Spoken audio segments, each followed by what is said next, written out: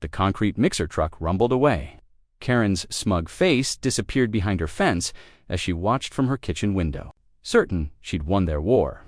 But as Marcus stood there, staring at the destruction, his phone buzzed with a text that made him smile for the first time in months. Rivera stood at his kitchen window, coffee mug trembling in his hands as he watched the concrete mixer truck lumber down Maple Street.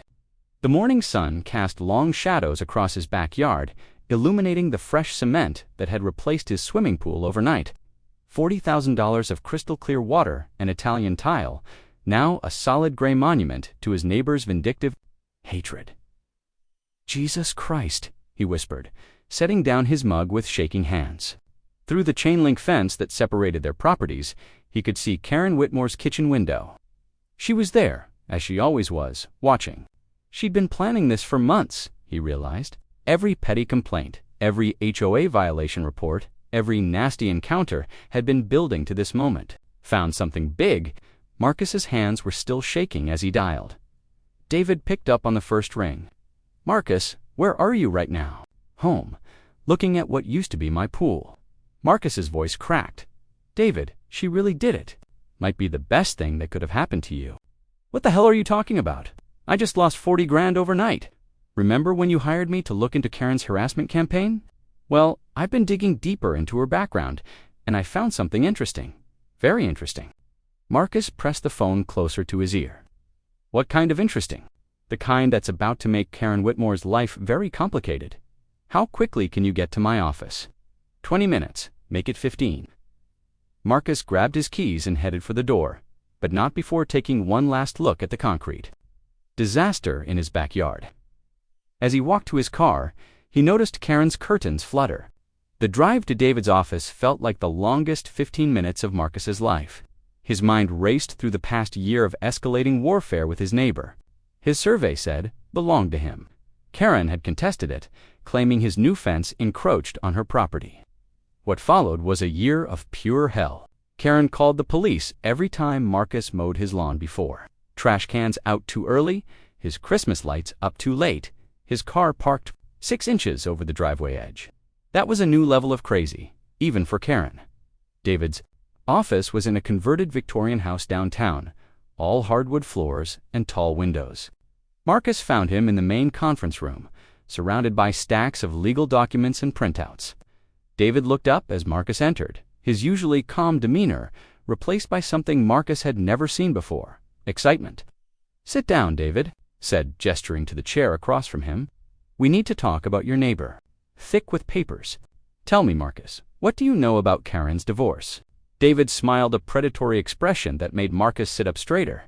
"That's interesting because, according to these court documents, Karen Whitmore received a settlement of $2.4 million in her divorce." Marcus felt his mouth drop open. "What? It gets better. Provisions about asset disclosure and lifestyle maintenance. I don't understand. What does this have to do with my pool? Modifications, while secretly living off investment income from hidden accounts." The room seemed to spin. "I know all this because Karen made a very big mistake when she started her campaign against you. She filed 17 different complaints with various city departments, the HOA, and even tried to get a restraining order. Every time she signed one of those documents, she committed to the public record under penalty of perjury. Out another stack of papers. So I started cross-referencing her statements with public records, her property tax filings, her utility bills, her insurance claims. A woman claiming to live on $1,500 a month in alimony doesn't spend $3,000 a month on landscaping." Marcus felt a slow burn of understanding beginning in his chest. "I'm saying she's been committing fraud. And now that she's escalated to property destruction, she's handed us the perfect opportunity to expose everything." David opened another folder. "The damage to your pool, but we're also going to petition the court to examine her financial records as part of the case. Once we do that, her ex-husband's lawyers will get very interested in what we find. Will that actually work? Marcus, your neighbor just committed a felony. In this state, she's looking at up to 5 years in prison and restitution. But the financial fraud, that's federal." Marcus felt something he hadn't experienced in months. Hope. "What do you need me to do?" "Document everything. Every interaction, every complaint she's filed, every petty thing she's done. We're going to paint a picture of malicious harassment. That led to felony property destruction. And then we're going to let the dominoes fall. As Marcus left David's office, his phone rang. Marcus, this is Robert Whitmore. I think we need to talk. Both of us, Marcus. But I think I know how to make her pay. And Marcus, bring your lawyer. What I'm about to tell you is going to change everything. That night, Marcus stood in his backyard staring at the concrete block that had been his pool. But for the first time in months, he wasn't filled with rage. He was filled with anticipation. Karen's kitchen light was on, and he could see her silhouette. Moving around inside, she was probably celebrating, maybe even calling friends to brag about her victory. But she had no idea that her secret was about to be exposed to the world. Before, there pressed into the concrete near the shallow end was a small piece of paper. He knelt down and carefully extracted it.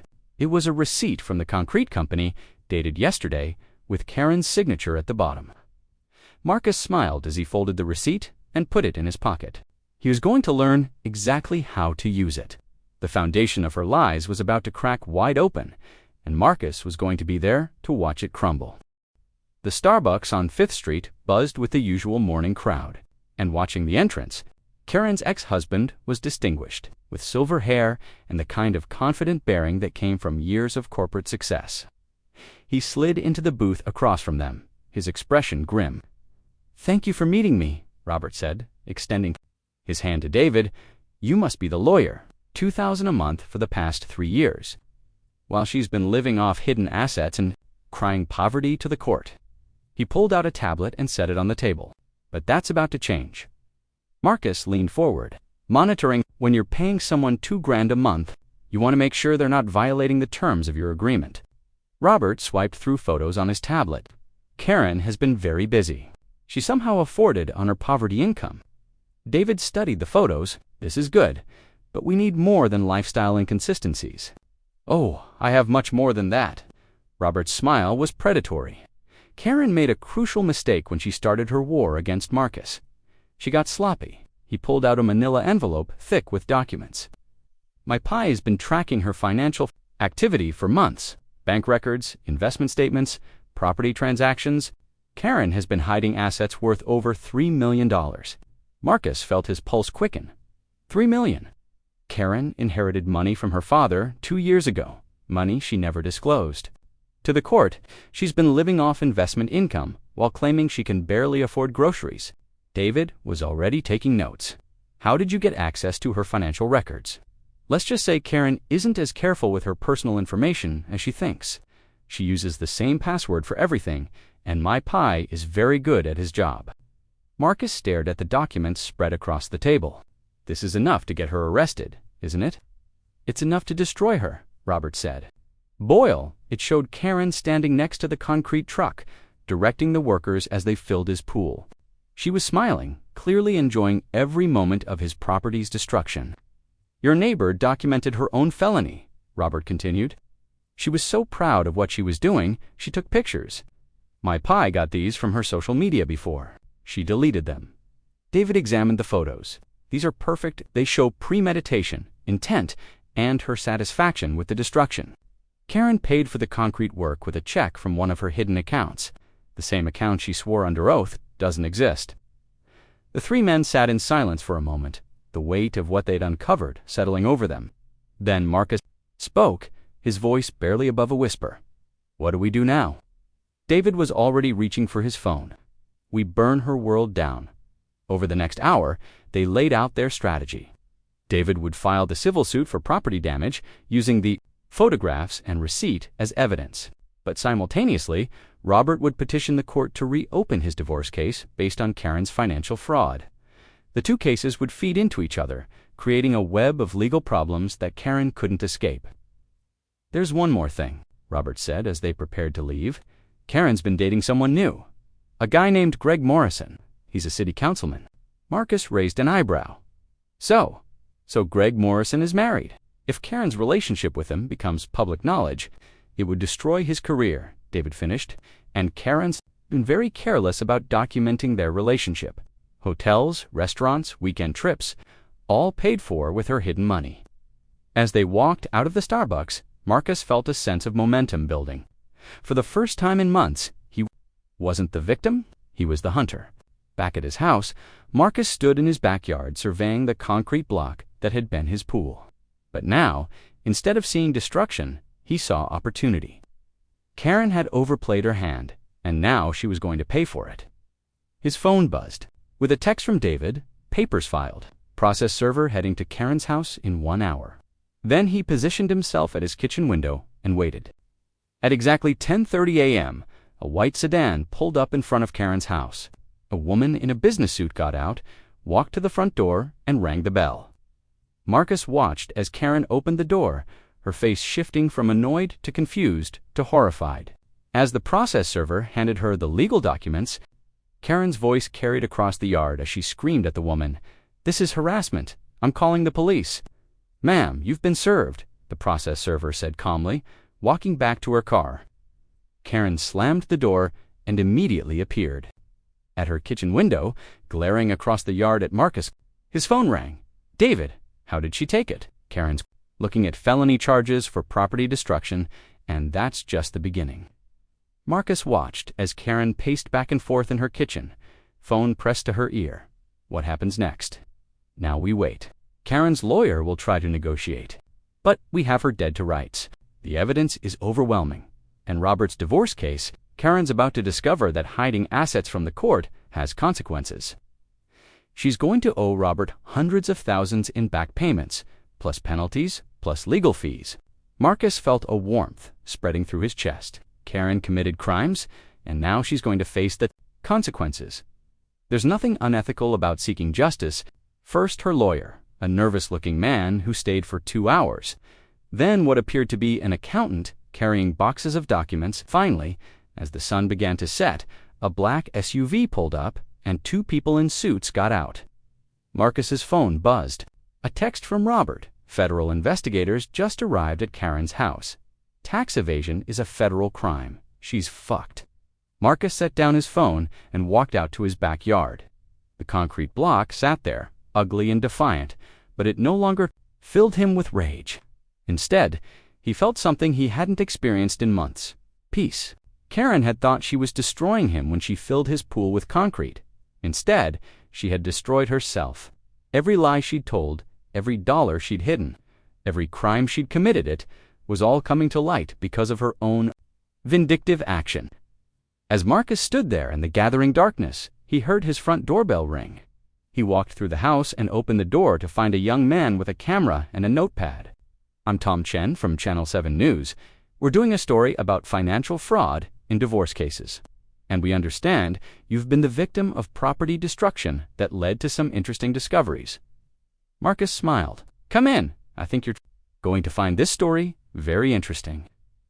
As the reporter set up his camera in Marcus's living room, Marcus's phone rang. The caller ID showed Karen's number. "Hello, Karen, you bastard." Her voice was shrill with panic. "You think you're so smart, but I'm going to destroy you. I'm going to make your life hell. Karen, I hate to break it to you, but you already tried that, and look how it worked out for you. This isn't over. You have no idea what I'm capable of." Marcus looked out his window at Karen's house, where the federal investigators were still working. "Actually, Karen, I think it is over. You see, when you filled my pool with concrete, you made a very big mistake. You gave me the evidence I needed to expose everything." The line went quiet for a moment. Then Karen's voice came back, smaller, now frightened. "What do you want?" "I want you to face the consequences of your actions. For once in your life, Karen, you're going to pay for what you've done. Please, Marcus, we can work this out. I can pay for the pool. Karen, you're facing federal charges for tax evasion, state charges for property destruction, and your ex-husband is about to take you for everything you've hidden. There's no working this out." Marcus hung up the phone and turned to the reporter who had been recording everything. "Did you get that? Every word. This is going to be a hell of a story." As the news crew finished their the Channel 7 News story aired at 6 p.m., and by 6:30, Marcus's phone was ringing nonstop. The segment, titled "Neighbor War Exposes Million-Dollar Fraud," had gone viral within hours. Social media exploded with outrage over Karen's actions, and the concrete-filled pool became a symbol of vindictive neighbor disputes gone too far. Marcus watched the news coverage from his living room, a sense of surreal satisfaction washing over him as the anchor described Karen's elaborate scheme to hide millions while claiming poverty. The reporter had done his homework interviews with Robert's footage of the concrete block, and even a brief statement from the federal investigators confirming an ongoing tax evasion case. His doorbell rang again. Through the window, Marcus could see a small crowd of neighbors gathered on his lawn, along with what appeared to be more reporters. He opened the door to find Mrs. Henderson from down the street, holding a casserole dish. "Marcus, honey, we had no idea what that woman was putting you through," she said, her voice filled with sympathy. "The whole neighborhood's talking about it. We feel terrible that we didn't step in sooner." Behind her, other neighbors nodded in agreement.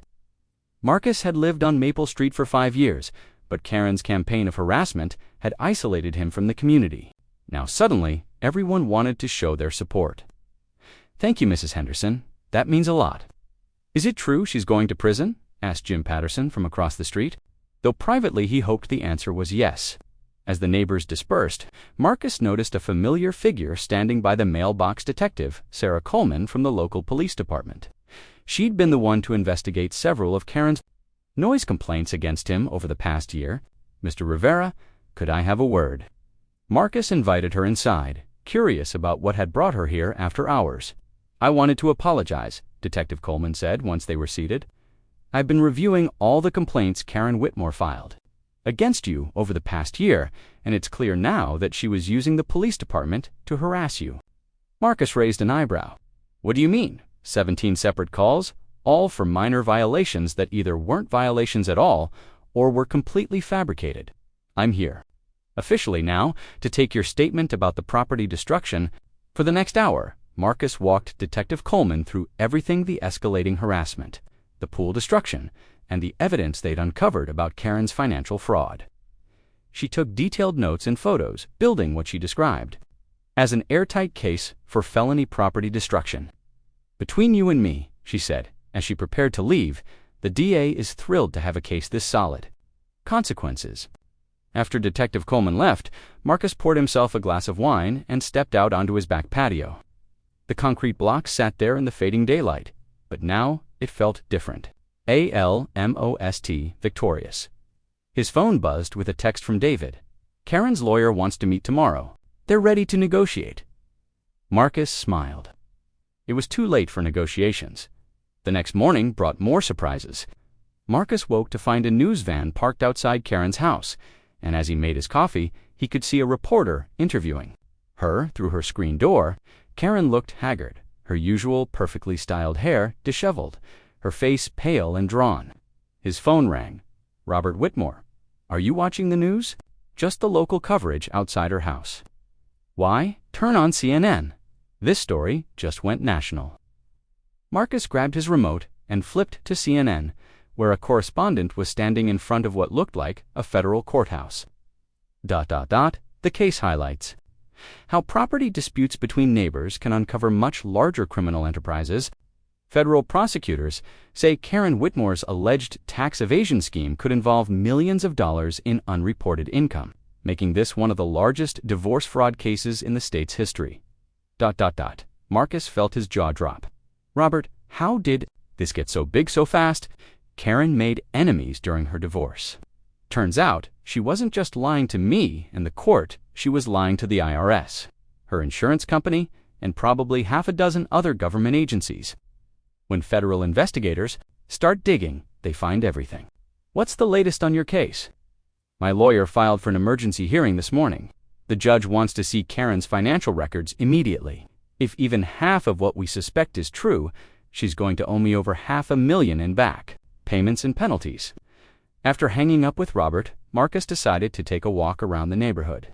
As he stepped outside, he noticed something that made him pause: a for sale sign in Karen's front yard.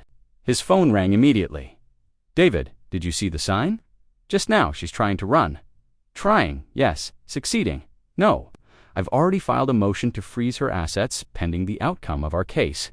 She can list the house, but she can't sell it or transfer any property until this is resolved." Marcus walked closer to Karen's house, noting the closed blinds and the newspaper still sitting on her front step.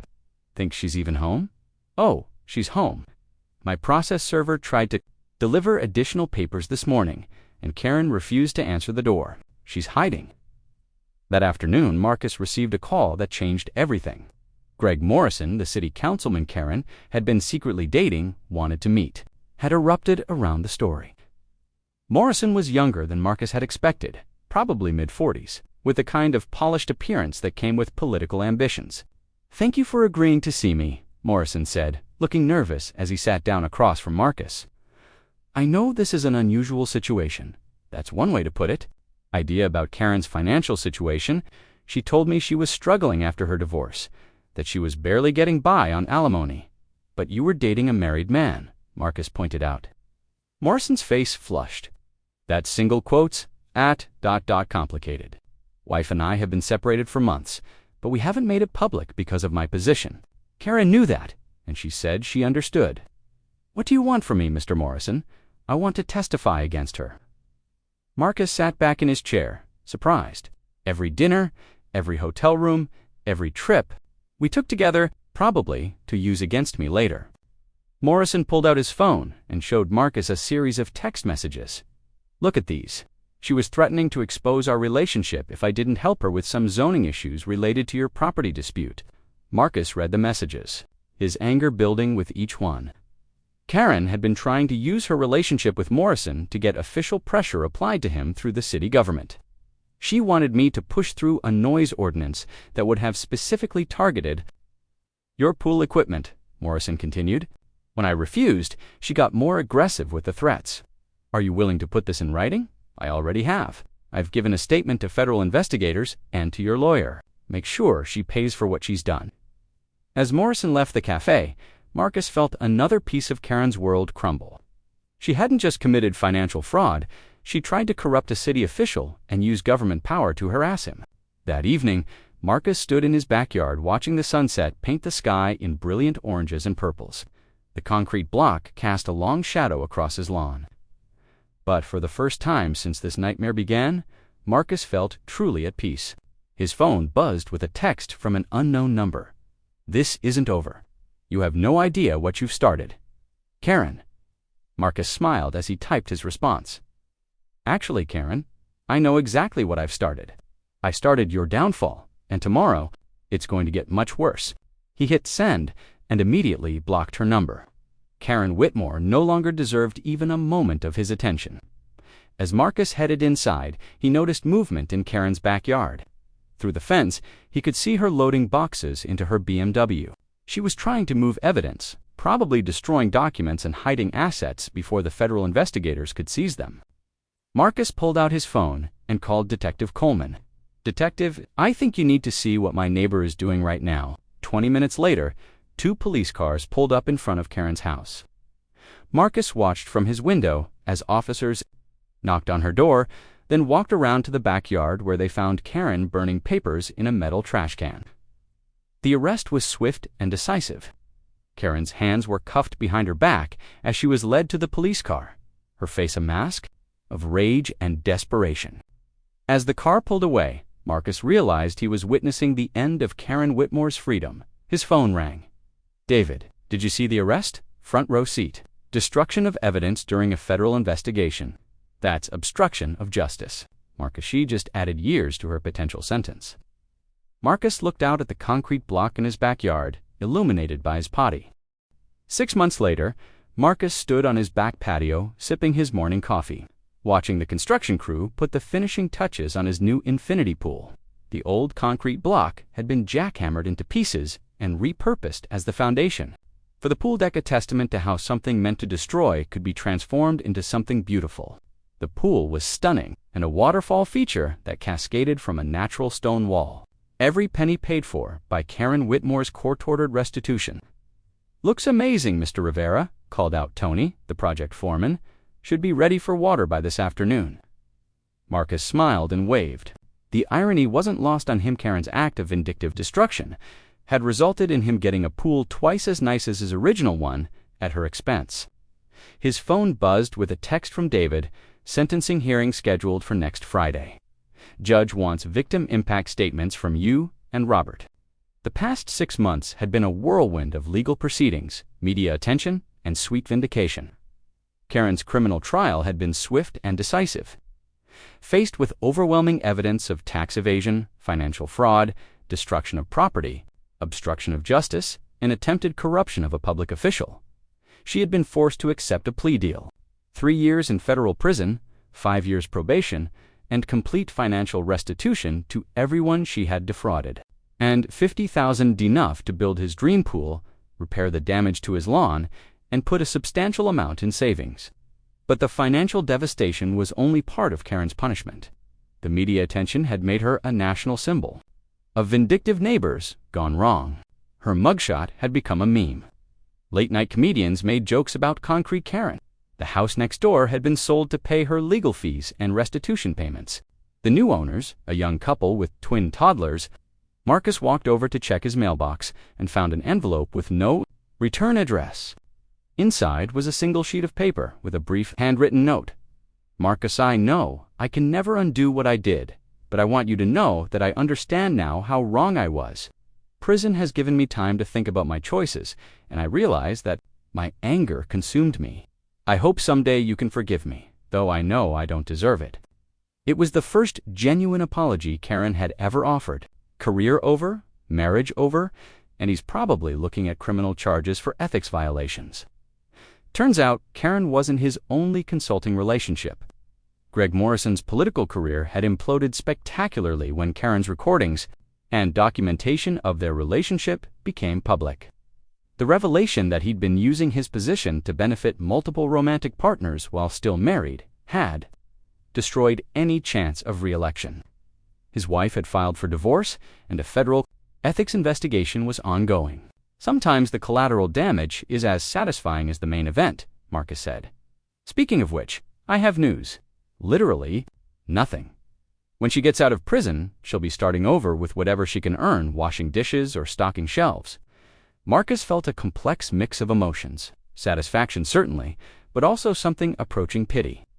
Karen had destroyed her own life so completely that even he felt a twinge of sympathy for the broken woman who would emerge from prison in 3 years.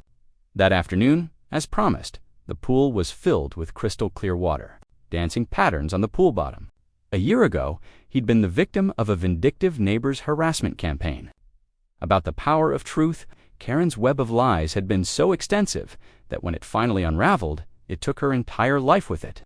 Every deception, every hidden asset, every corrupt relationship had been exposed to the light, and none of it could survive the scrutiny. His doorbell rang, interrupting his thoughts. Marcus climbed out of the pool and walked through the house, still dripping wet, to find Mrs. Henderson at his door.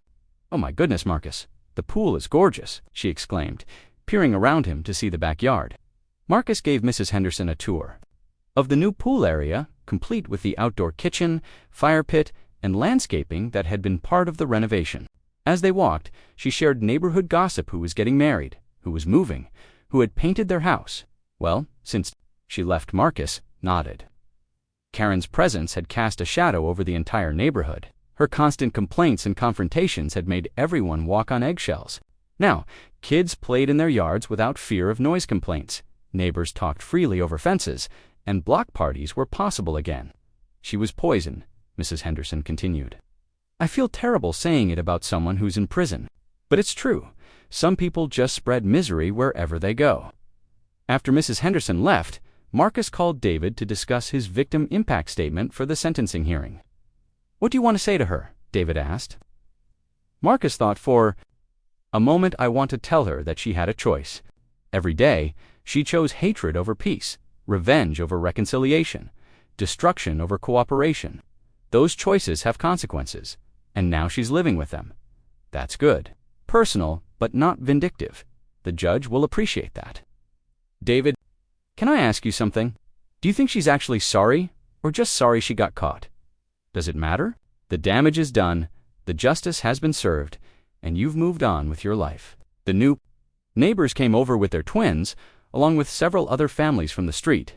As laughter echoed across the backyard and children splashed in the shallow end, Marcus realized that Karen's final gift to him wasn't just the money for a new poolet, was the reminder of what a real community felt like.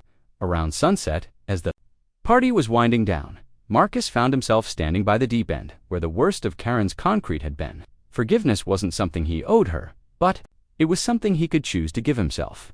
Carrying anger and resentment was like drinking poison and expecting someone else to die.